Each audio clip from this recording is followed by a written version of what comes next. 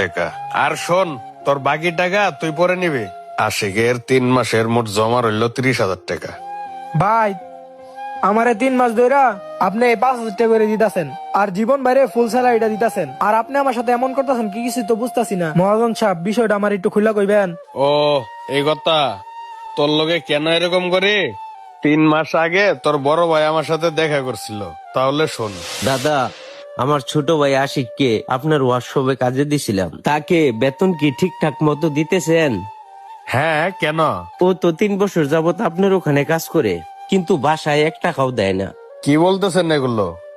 আমি তো প্রতি মাসে 15,000 টাকা তার হাতে বুঝিয়ে দেই, কিন্তু বাড়িতে টাকা দিবে না কেন? দাদা, সামনে ছোট বোনটার বিয়ে, এ নিয়ে অনেক টেনশনে আছে। তাছাড়া আশিকেও ঠিক মতো টাকা পয়সা দিচ্ছে না। আচ্ছা ঠিক আছে, তাহলে আমি আপনাকে একটা পরামর্শ দিই। জি দাদা, বলেন।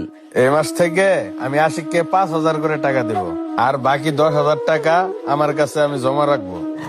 আপনার যখন বোনের বিয়ে, তার আগে আগে আমার কাছ থেকে টাকাগুলো বুঝিয়ে নিয়ে যাবেন। তাহলে দেখা যাবে আপনার টাকাগুলো আমার কাছে জমা থাকবে, আর আশিকও এত টাকা খরচ করতে পারবে না। দাদা, আপনাকে অনেক ধন্যবাদ এত সুন্দর পরামর্শ দেওয়ার জন্য।